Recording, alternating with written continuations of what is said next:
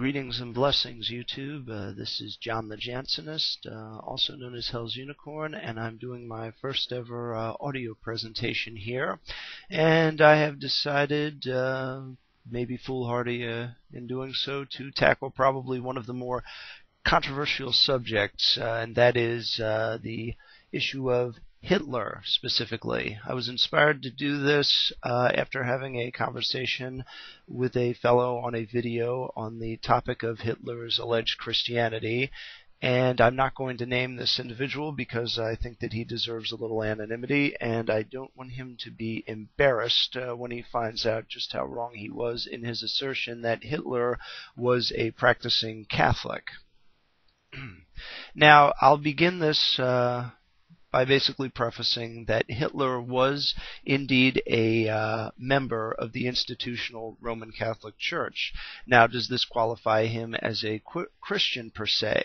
That's an issue in and of itself that I am not going to address at this particular time, but I instead wanted to get into Hitler's actual attitude on Christianity, because as many of you who are well versed in the subject know, Hitler made a lot of public pronouncements of faith and of love and devotion to the Roman Catholic Church, and he was indeed baptized into the Church and died in good standing with the Church. Now, this speaks more to the issue of the priorities of the papacy when it comes to religion. Is it enough simply to claim to be one, to profess to be one? Is it sufficient to do certain works of liturgical faith in order to qualify this, or do you have to have something more? This goes back to the ancient Jesuit versus Jansenist debate of, is fear of hell or contrition a sufficient path to salvation, or, as the Jansenists and I myself being one affirm, that only attrition, or true, genuine love of God, and through it the sanctifying Spirit which gives us the ability to do good works, is the only valid path to salvation. And by this contrast, we can see that within the Jesuit ranks, which dominate Roman Catholicism and have for pretty well the last 3 centuries, there is not as high of a priority on actual Christian faith and practice in order to be a member of the Church. You simply have to give enough donations, say enough devotions, and attend Mass every once in a while, and you're pretty well good to go. But when it comes to what people who attend Mass at the Roman Church believe, this may not necessarily be the case. Now, the issue here, as far as Hitler goes, is, was he actually a professing Christian or not? And in order to determine this, the best way to do so is to go to Hitler when he's talking, not so much out in public trying to pander to various voting blocs, but Hitler talking amongst friends, being himself, being Hitler in private when he doesn't think anybody's listening, or Hitler when he wants his actual views to be heard outside of the wandering ears of those who might not share his views on a given subject. And from this, we turn not to the Mein Kampf, which was a piece of political propaganda that meant to pander to a lot of different groups in Germany. If you doubt this, read it, and you'll see very clear as day that he is straddling a lot of fences between Lutheranism, Catholicism, and various other things that didn't fall into the quote-unquote communistic circles that everybody was so afraid of in Germany at the time. No, instead of that, we are going to be going to Hitler's secret conversations, and this was compiled between 1941 and 1944, and they were actual quotes by Hitler when he was in the company of fellow party elites. This was first published back in 1953 by Ferrer, Strauss, and Young, and it contains definitive proof of Hitler's real views. And I have a link to a website where all of these quotes are listed, but I'm going to read them for you anyway, just so that you can get a taste of this before you actually go over there. Now, the book was published in Britain under the title Hitler's Table Talk in 1941 through 1944, and that's the title that it's more regularly recognized as. And that's the one that's used for the Oxford University Press paperback edition that's out in the United States. So just remember, Hitler's Table Talk, 1941 to 1944. Now, here are these quotes, which all came from Adolf Hitler himself. First, on the night of July the 11th through 12th, 1941. National Socialism and religion cannot exist together. The heaviest blow that ever struck humanity was the coming of Christianity. Bolshevism is Christianity's illegitimate child. Both are inventions of the Jew. The deliberate lie in the matter of religion was introduced into the world by Christianity. Let it not be said that Christianity brought man the life of the soul, for that evolution was in the natural order of things. So basically what we have here is something that I'm sure no atheist wants to hear, but must hear if they're going to continue peddling this lie, that Hitler was a practicing Christian in good standing with God.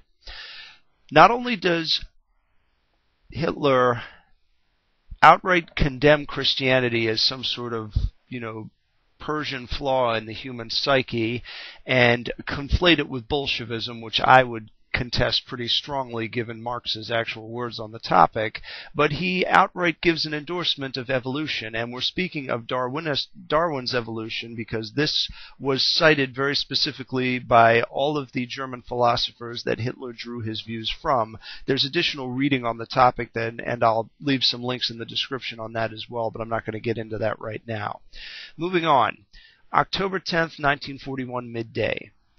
Christianity is a rebellion against natural law, a protest against nature. Taken to its logical extreme, Christianity would mean the systematic cultivation of the human failure. That's on page 43. October 14th, 1941, midday. The best thing is to let Christianity die a natural death. When understanding of the universe has become widespread, Christian doctrine will be convicted of absurdity. Christianity has reached the peak of absurdity, and that's why someday its structure will collapse. The only way to get rid of Christianity is to allow it to die little by little. Christianity the liar. We'll see to it that the churches cannot spread abroad teachings in conflict with the interests of the state. So here we see Hitler subordinating the Christian church under the state. This is something that I kind of saw coming when the state-church concept was first established by Martin Luther and then also by the Anglican Church, where they subordinated the clergy under the head of state, which I thought was a gross error. I think the two need to be distinct. I do think that they need to inform each other on various things. I don't believe in outright separation of church and state, but I do believe in distinctions. I don't support theocracy, and I do not support state government-run churches either. All right, October 19th, 1941, night. The reason why the ancient world was so pure, light, and serene was that it knew nothing of the two great scourges, the pox and Christianity. Does anybody here think that a practicing Christian would compare his own religion to the disease of smallpox, which has killed countless thousands or even millions throughout history, depending on which numbers you look at? Okay, October 21st, 1941, midday. Originally, Christianity was merely an incarnation of Bolshevism, the destroyer. The decisive falsification of Jesus' doctrine was the work of St. Paul. He gave himself to this work for the purposes of personal exploitation. Didn't the world see, carried on right into the Middle Ages, the same old system of martyrs, tortures, faggots? Pardon my French on that one, that's a direct quote. Of old, it was the name of Christianity. Today, it is the name of Bolshevism. Yesterday, the instigator was Paul. The instigator today, Mardochai. Saul was changed into St. Paul, and Mardochai into Karl Marx. By exterminating this pest, we shall do humanity a service of which our soldiers can have no idea. So, in addition to stating that Christianity needs to be destroyed, Hitler is also hinting that not everybody is going to be aware of this occurring, that this is some sort of secret thing that only him and whoever's writing down his notes here kind of share, and various other members of his political elite who probably shared this view as well. All right, moving on. December 13th, 1941, midnight. Christianity is an invention of sick brains. One could imagine nothing more senseless nor any more indecent of a way of turning the idea of the Godhead into a mockery. When all is said, we have no reason to wish that the Italians and Spaniards should free themselves from the drug of Christianity. Let's be the only people who are immunized against the disease. Okay, December 14th, 1941, midday. Carroll, the noblest of intentions, wanted to attempt a synthesis between National Socialism and Christianity. I don't believe the thing's possible, and I see the obstacle in Christianity itself. Pure Christianity, the Christianity of the catacombs, is concerned with translating Christian doctrine into facts. It leads quite simply to the annihilation of mankind. It is merely wholehearted Bolshevism under a tinsel of metaphysics. All right, 9th of April, 1942, at dinner. There is something very unhealthy about Christianity. February 27, 1942, midday. It would always be disagreeable for me to go down to posterity as a man who made concessions in this field. I realize that man in his imperfection can commit innumerable errors, but to devote myself deliberately to errors, that is something I cannot do. I shall never come personally to terms with the Christian lie.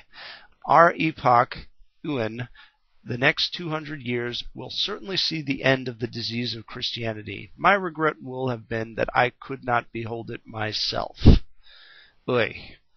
Now, the natural question that one's going to ask, and particularly the atheists will ask, where did the quotes from Hitler's secret conversations come from? How do we know that they are accurate? Hitler's Secret Conversations is a translation of a document called the Bormann-Vermerke, or Bormann Endorsements. They are a collection of handwritten notes made by Martin Bormann, who was Hitler's personal secretary during the war. Bormann is known to have been an extraordinarily powerful figure in Nazi Germany and a notorious opponent of Christianity. There is no real dispute regarding the authenticity of these notes. They were what Bormann wrote. They are published in the original German in Adolf Hitler monologue in Führer Hauptquartier, 1941 through 1944, published by Orbis Verlag, Hamburg, and approved. There's an approved special edition that came out in 2000. The quotes are disputed by some because Hitler is often quoted as publicly professing to be a Christian.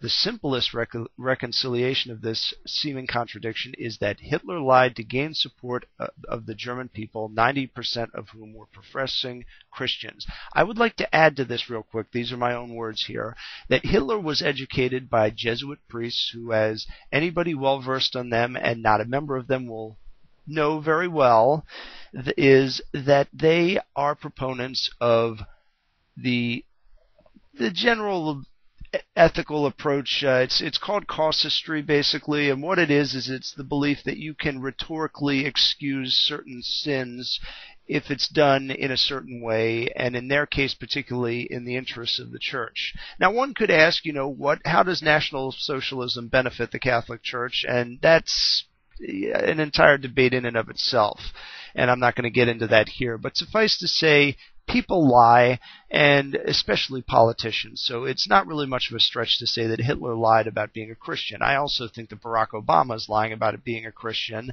and I think that other presidents in this country have also lied about it in the past, but that's, again, another matter all entirely. Now, continuing on. What follows is an excerpt from Inside the Third Reich by Hitler's chief architect and minister of armaments, Albert Speer. It illuminates how Hitler adapted his remarks to his surroundings, thus making himself a friend of the church when it was convenient. It is also another independent witness to Hitler's true feelings regarding Christianity. It was meek and flabby. Germany would have been better off if Islam had conquered Europe after the Battle of Tours, and that Germany had the misfortune of having the wrong religion. This one I'm not going to read because it's a bit long, so I encourage you to go to the website that I'm linked to and read it to yourself. Read it for yourself, excuse me. And that basically concludes this reading. If anybody has any questions or has any comments on this, feel free to leave them. And I will see you again next time. Until then, in nomine Patris et Filii et Spiritus Sancti. God be with you.